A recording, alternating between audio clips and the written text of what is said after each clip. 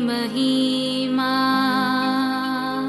यीशु प्रभु जी गाते आते हैं तुझ पास, जीवन जल के प्यास एक ही तो है आस, जग निर्माता मुक्तिदाता जीवन जल देखा, जीवन जल देखा, जीवन जल देखा। प्रभु यीशु मसीह के पवित्र नाम पर प्रेम भरा नमस्कार। प्रभु की असीम करुणा से पिछले 5 साल से शुभ संदेश चैनल द्वारा प्रस्तुत किए इस जीवन जल कार्यक्रम में आपका स्वागत करते हैं। यह कार्यक्रम बहुत प्रियजनों के जीवन में प्रभु यीशु मसीह पर विश्वास करके उद्धार पाने और मसीह जीवन के लिए एक आशीष का कारण हो गया है। प्रभु की महिमा हो। परमेश्वर का वचन कहता है, क्या ही धन्य है हर एक जो यहोवा का भय मानता है और उसके मार्गों पर चलता है। यही इस जीवन जल कार्यक्रम का उद्देश्य है कि आप अपने परिवार के साथ परमेश्वर के वचन में सच्चाई का मार्ग एवं प्रभु यीशु मसीह पर विश्वास के द्वारा सच्चाई का जीवन अनुभव कर सके। आपके और आपके परिवार का उद्धार और आशीष का कारण ठहरे, यही हमारी प्रार्थना है। इस कार्यक्रम का लाभ उठाते हुए आप इस विषय में जरूर अपने पड़ोसी और प्रियजनों के सूचित करें। साथ ही करस्पॉन्डेंट के माध्यम द्वारा मराठी, हिंदी और अंग्रेजी भाषा में बाइबल का अध्ययन भी कर सकते हैं। प्रभु का वचन सुने और आशीष पाए। आमीन। जीवन जल कार्यक्रम देखने वाले सभी दर्शकों को जगत के उद्धारकर्ता प्रभु यीशु मसीह के पवित्र नाम में नमस्कार। यूहन्ना अध्याय 7 और पद 37 में पवित्र शास्त्र वचन में ऐसा लिखा हुआ है, यीशु ने लोगों को पुकार कर कहा, यदि कोई प्यासा हो तो मेरे पास आकर पिए। जो मुझ पर विश्वास करेगा उसके हृदय में से जीवन के जल की नदियाँ बह निकलेगी। प्रभु यीशु मसीह आपके प्यास को बुझाना चाहते हैं, आपके सवालों का जवाब देना चाहते हैं। तो आइए आज परमेश्वर के संदेश सुनने से पहले अपने मनों को तैयार करें और इस मधुर संगीत का आनंद उठाएं।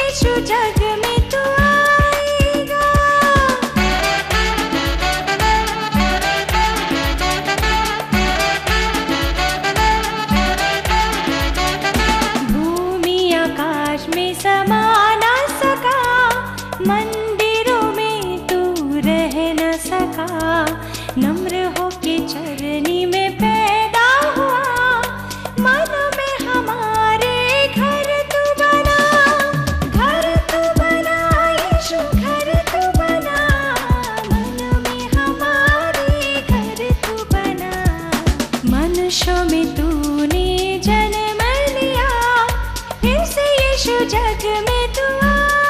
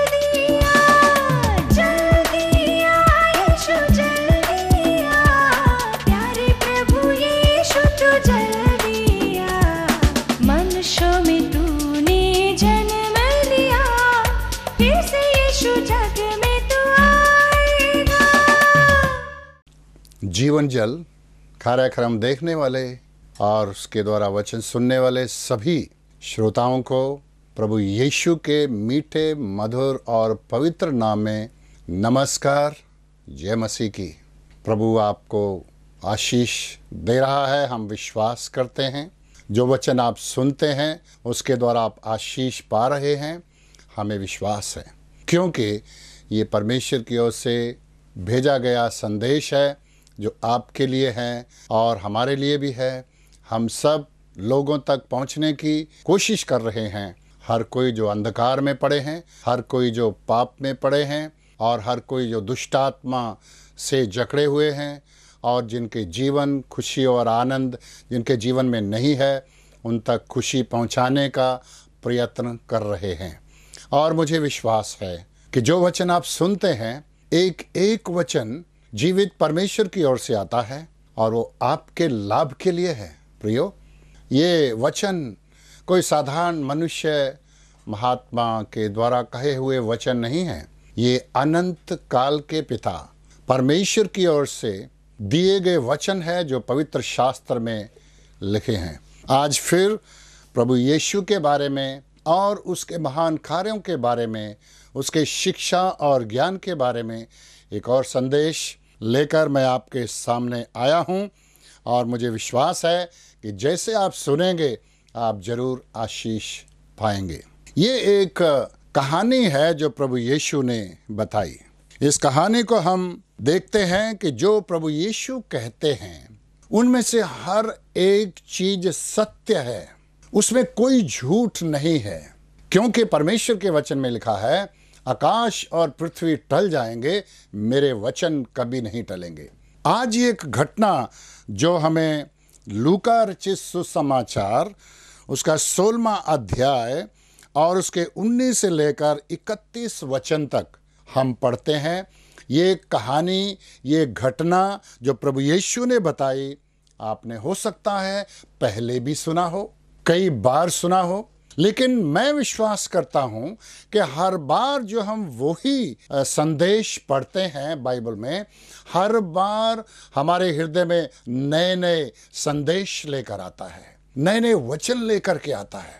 और वो वचन आज देखिए, आज प्रभु हमसे क्या मन्ना देना चाहता है, इसमें क्या सिखाना चाहता है। और इसमें दो व्यक्तियों के जीवन के बारे में है, दो व्यक्तियों का अलग अलग जीवन कैसा था, और दो व्यक्तियों की मृत्यु के बारे में है, और दो व्यक्तियों के अनंत जीवन के बारे में है जो मृत्यु के बाद मिलता है। ये आज ये घटना आप समझ गए होंगे। ये एक धनी व्यक्ति, एक धनी मनुष्य और एक निर्धन लाजर के बारे में है। ये घटना हमें बहुत सुंदर तस्वीर दिखाती है। जो स्वर्ग और पृथ्वी को बनाने वाला, जिसने नरक और आग की झील को बनाया, शैतान और उसके लोगों के लिए जो सृष्टि करता है, जिसने ये चीजें बनाई हैं, वो ही इनके बारे में बोल सकता है, इनका जिक्र कर सकता है, इसके बारे में विस्तार से बना सकता है। आज प्रभु यीशु के द्वारा बताई गई इस घटना को हम देखेंगे। एक प्रकार से प्रभु यीशु यहाँ पर इस घटना के द्वारा, इस दो व्यक्तियों के जीवन के द्वारा, दो ढक्कन है, प्रभु यीशु उसको खोल देते हैं। एक ढक्कन वो है जिसके अंदर स्वर्ग दिखाई देता है, एक ढक्कन वो है जब खोलते हैं उसके अंदर नरक दिखाई देता है। इन दोनों का विस्तार से वर्णन हमें परमेश्वर के वचन में मिलता है। हम देखें स्वर्ग में कौन गया, नरक में कौन गया, और उनका जीवन इस पृथ्वी पर क्या था। सुनिए, इसको हम पढ़ेंगे। लूका 16 का 19 में लिखा है, एक धनवान मनुष्य था जो बैंजनी कपड़े और मलमल पहनता और प्रतिदिन सुख विलास और धूमधाम के साथ रहता था। यह है एक व्यक्ति का जीवन, धनी व्यक्ति का जीवन। उसका नाम नहीं बताया गया है। और उसमें क्या है, धनवान था, बैंजनी कपड़े पहनता था। उस जमाने में बैंजनी कपड़े पहनना मतलब बहुत बड़े बड़े लोग ही पहनते थे, आम साधारण लोगों के पहुंच से बाहर था ये। और भी लिखा है मलमल पहनता था। ये भी कॉस्टली और महंगे कपड़े थे। और आगे उसका जीवन क्या था? प्रतिदिन। ऐसा नहीं है कि कभी कभी पार्टी बनाई तो उस दिन सुख विलास से रहता था। प्रतिदिन सुख विलास धूमधाम के साथ रहता था। हर दिन सुख विलास का जीवन। दुख नहीं है, खुशी और आनंद है, पार्टियां हैं, मय खाने हैं, और बहुत सारे मित्र और दोस्त वहां पर आते हैं और उसके साथ बैठते हैं, खाते हैं, पीते हैं, और धूमधाम से ये इंसान अपना जीवन इस पृथ्वी पर व्यतीत कर रहा है। उसके मन में कोई परमेश्वर का भय नहीं है, परमेश्वर के बारे में सोचता भी नहीं है। परमेश्वर कौन होता है, शायद अपने जीवन में ऐसा ही सोचता होगा। मेरे पास सब कुछ है, मेरे पास धन है, मेरे पास दौलत है, जब मैं बीमार हूंगा तो मेरे पास दवाइयों के लिए पैसे हैं, अच्छे से अच्छे महंगे डॉक्टरों के पास मैं जा सकता हूं, मुझे कोई कमी नहीं है। ये व्यक्ति का जीवन ऐसा था। आनंद, खुशी। खैर, आनंद और खुशी मनाने में, धनी होने में कोई गलत नहीं है, लेकिन क्या आपका पूरा मन और आपकी आत्मा, आपका शरीर, सब कुछ धन पर ही निर्भर है? और आप जिसने बनाया है, जिसने दिया, उसके बारे में सोचते भी नहीं। आगे एक और व्यक्ति के बारे में हम पढ़ते हैं और 20वें वचन में लिखा है, लाजर नाम का एक कंगाल घावों से भरा हुआ उसकी डेवढ़ी पर छोड़ दिया जाता था, और वह चाहता था धनवान की मेज पर की जूठन से अपना पेट भरे, यहां तक कि कुत्ते भी आकर उसके घावों को चाटते थे। ये दूसरे व्यक्ति का जीवन है। लाजर है, उसका नाम बताया गया है, और वो कंगाल है, उसके पास कुछ नहीं है, ऐशोराम की चीजें उसके पास नहीं है, और घावों से भरा हुआ, उसके शरीर में कोई तंदुरुस्ती भी नहीं थी। और लिखा है, धनवान आदमी के घर के पास डेवढ़ी में छोड़ दिया जाता था, और वह चाहता था कि धनवान की मेज पर की जूठन से अपना पेट भरे, यहां तक कि कुत्ते भी आकर उसके घावों को चाटते थे। एक बड़ी दयनीय दशा है। लावारिस है, इस संसार में उसका कोई नहीं है, उसके मित्र हैं तो केवल कुत्ते हैं, उसके घाव चाटते हैं। ये कौन सी डेवढ़ी होगी? ये धनवान आदमी का कौन सा जगह होगी, कौन सा गेट होगा? ये मेन गेट तो नहीं हो सकता है।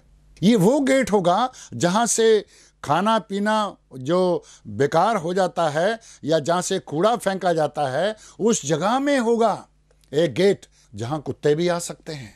खाना फेंका जाता है, बचा हुआ माल फेंका जाता है, कुत्ते भी हैं, और वहां कुत्ते की सी दशा इस व्यक्ति की भी है, उनके साथ ये भी खाता है, पेट भरता है।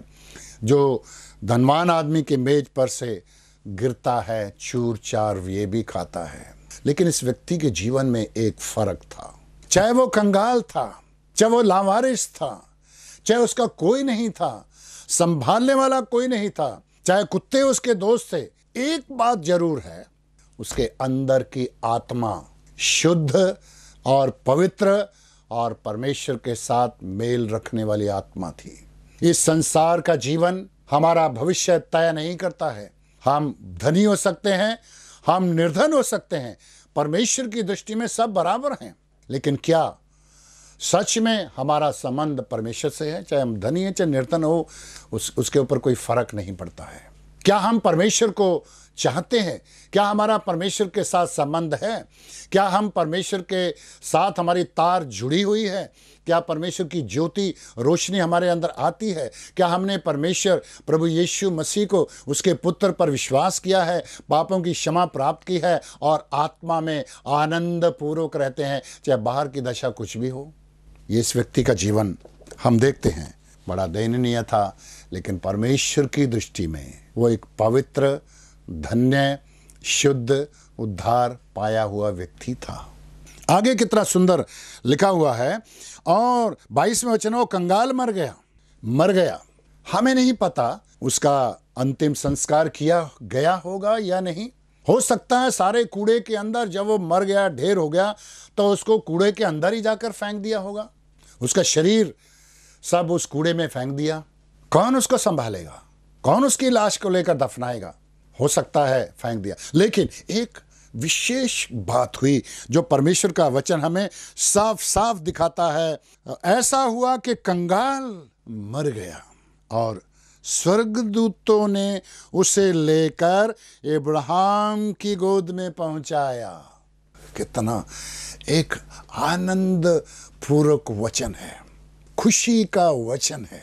उसकी आत्मा को स्वर्गदूतों ने ले जाकर इब्राहिम की गोद में रख दिया। जो आज कंगाल है, जो आज दुखी है, पीड़ा है, घाव है, कुत्ते उसको चाटते हैं, लेकिन मृत्यु होते ही, उसका प्राण निकलते ही, उसी क्षण ये आदमी सारी बीमारियों से रहित, सारे घाव चंगे हो गए, शरीर तंदुरुस्त हो गया और स्वर्ग में परमेश्वर के पास उसके इब्राहिम की गोद में बैठा है, सारे दुखों से रहित, सारी परेशानियां दूर, बीमारियां दूर, आनंद पा रहा है। वहाँ आंसू नहीं है, रोना नहीं है, दुख नहीं है, पीड़ा नहीं है। ये स्वर्ग है जो परमेश्वर ने अपने लोगों के लिए बनाया है। कितना अच्छा जीवन था इसका, कितना बुरा इस पृथ्वी पर था, लेकिन अब उसके जीवन कितना आनंद से भरा है, एक असीम आनंद, और उस आनंद की कभी समाप्ति नहीं होगी। और परमेश्वर के भवन में परमेश्वर के मुख को देखने वाला एक इंसान बन गया जिसको कोई पूछता नहीं था। मरने से पहले ही वो परमेश्वर के साथ जुड़ा हुआ था। दूसरे व्यक्ति के बारे में जब हम पढ़ते हैं 22 का, उससे आगे लिखा, धनवान मर गया, धनवान भी मर गया और गाड़ा गया। इसमें साफ लिखा है धनवान मर गया, गाड़ा भी गया। उसकी अर्थी निकाली गई होगी, उसके संस्कार में बहुत लोग आए होंगे और बहुत लोगों ने उससे बातें की होंगी, कितना अच्छा आदमी था। इसकी अर्थी में लोग जाते हुए बातें कर रहे हैं, कितना अच्छा आदमी था, कितना दान किया, कितना लोगों को खिलाया होगा, अरे कितना अच्छा व्यक्ति है, कितना अच्छा व्यक्ति ये था। लोग आपस में ऐसे भी बातें कर रहे हैं। हाँ, अच्छे व्यक्ति की जरूरत परमेश्वर को भी है, इसलिए वो जल्दी चले जाते हैं। क्या ये सच है? ये व्यक्ति मर गया, लेकिन वचन बड़ा गंभीर है, वचन बड़ा गंभीर है। और क्या लिखता है, धनवान भी मर गया और गड़ा गया, सब कुछ हो गया, सब पाठ पूजा भी की गई, सारी बातें की गई, उसकी आत्मा की शांति के लिए प्रार्थनाएं की गई और उसको स्वर्ग जाने के लिए दान पुण्य भी किया गया, सब कुछ हो गया। लेकिन वचन क्या बताता है, जैसे अधोलोक में उसने पीड़ा में पड़े हुए अपनी आंख उठाई, अधोलोक में पड़े हुए पीड़ा में आंख उठाई, जब उसने कहा हाय मैं कहाँ हूँ, पीड़ा में हूँ, मैं तड़फ रहा हूँ, आग मेरे चारों तरफ है, मैं कहाँ आ गया, मैं कौन सी जगह में हूँ, तब उसको एहसास हो जाता है ये नरक की आग है। अपनी आंख उठाई, वो पीड़ा में तड़फ रहा है। प्रियो, जैसे ही एक इंसान जो परमेश्वर को नहीं मानता, वो जैसे ही वो परमेश्वर के वचनों से दूर रहता है, परमेश्वर की बातों पर विश्वास नहीं करता है, परमेश्वर को अपना उद्धारकर्ता ग्रहण नहीं करके उसकी आत्मा में कलंक और पाप बना रहता है, तो जैसे ही उसके प्राण निकलते हैं उसकी आत्मा नरक में डाल दी जाती है। और फिर मृत्यु के कुछ क्षणों बाद ही जब वो आंख खोलता है तो देखता है मैं आग में तड़फ रहा हूँ, ज्वाला में तड़फ रहा हूँ। और यहाँ आगे आगे इसके बारे में बहुत कुछ लिखा है। अधोलोक में उसने पीड़ा में पड़े हुए आंख उठाई, वहाँ पीड़ा है, वहाँ अधोलोक है, और वहाँ पर इंसान समझ रखता है, बात कर सकता है, देख सकता है, समझ सकता है, सारे सेंसेस काम करते हैं उसके, और वहाँ देख रहा है। और आंख उठाई तो देखा अरे लाजर है, अरे ये तो वही है जो मेरे घर के सामने और साइड में कूड़े वाली साइड में बैठा रहता था, पड़ा रहता था, ये अब कैसे इतना सुंदर और चेहरा है इसका, सारे दुख दूर हो गए हैं। जब उसने देखा उसको समझ में आ गया। प्रियो, एक दिन हम नरक में जाएंगे, अगर पाप में मर गए तो हमें सारी समझ आएगी कि मैंने प्रभु पर विश्वास नहीं किया। उस वक्त हम चिल्लाएंगे, चीखेंगे, कोई सुनने वाला नहीं होगा। लेकिन आज प्रभु का दरवाज़ा खुला है, प्रभु बुला रहा है, दोनों हाथ फैलाए हुए, आओ मेरे पास, तुम्हारे पापों को क्षमा करके तुम्हें अनंत जीवन देने के लिए मैं तैयार हूँ। प्रभु यीशु मसीह अनंत जीवन देना चाहता है। लाजर के जीवन में था, वो स्वर्ग में गया। धनवान के जीवन में अनंत जीवन नहीं था, वो नरक में चला गया। अब विनती कर रहा है, हे पिता, लाजर को भेज कि एक पानी की उंगली डुबोकर मेरी जीभ को ठंडा करे। वहाँ पानी नहीं मिलेगा, तड़फन होगी, क्योंकि आगे लिखता है, पानी में भिगोकर मेरी जीभ को ठंडा करे। मैं ज्वाला में तड़फ रहा हूँ, वहाँ की आग बुझती नहीं, वहाँ ज्वाला है। दिन रात तड़फना होगा और वहाँ दिन रात आपको चैन नहीं होगा, आराम नहीं होगा।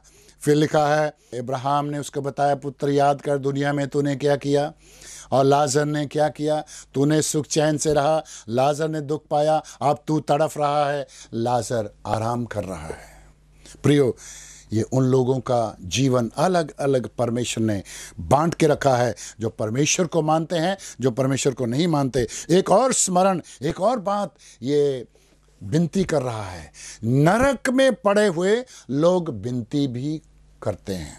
वो विनती कर रहा है, हे पिता इब्राहिम, लाजर को भेज कि मेरे भाई जो दुनिया में अभी तक जिंदा हैं वो भी ना इस जगह में आ जाएं। उस वक्त हम दुश्मनों के लिए भी चिल्लाएंगे।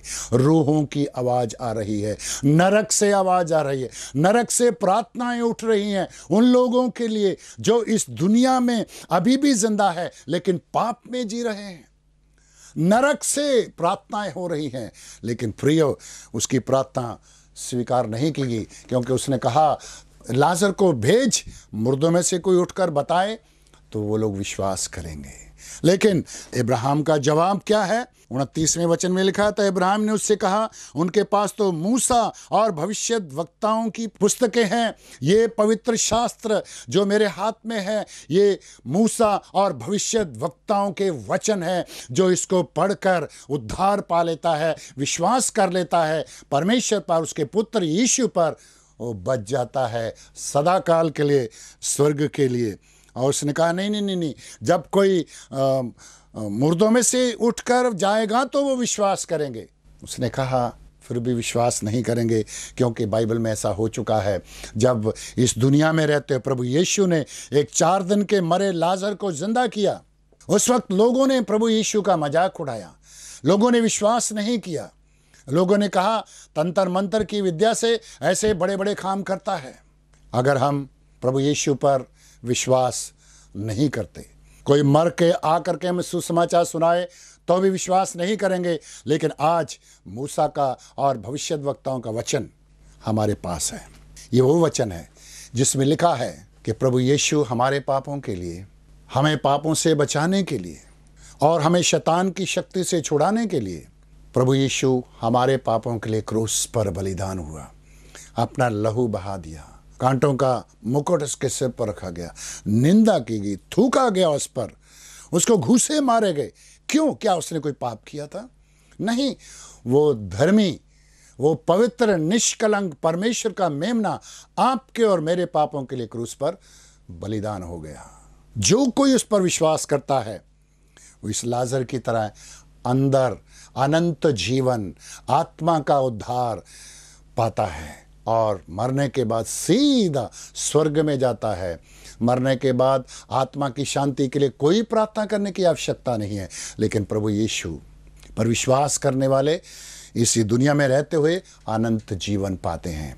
धनी की तरह जो इनकार करते हैं, परमेश्वर की परवाह नहीं करते हैं, पाप में जीते हैं, केवल ऐशो आराम को सोचते हैं, वो लोग अधोलोक में रोते हैं, चिल्लाते हैं। प्रिय भाइयों और बहनों और बच्चों बुजुर्गों, अगर कोई भी है जो सुन रहे हो, यीशु को दिल में बुलाइए, उस पर विश्वास कीजिए, पश्चाताप कीजिए। केवल इतनी छोटी प्रार्थना आपके जीवन को बदल सकती है। कितनी? इतना ही कहना है, प्रभु मैं पापी हूँ, मुझ पापी पर दया कर, मेरे पाप क्षमा कर और मुझे दिल में तुझे बुलाता हूँ, विश्वास करता हूँ, मुझे अनंत जीवन दे। मरने के बाद सीधा स्वर्ग में जाएंगे।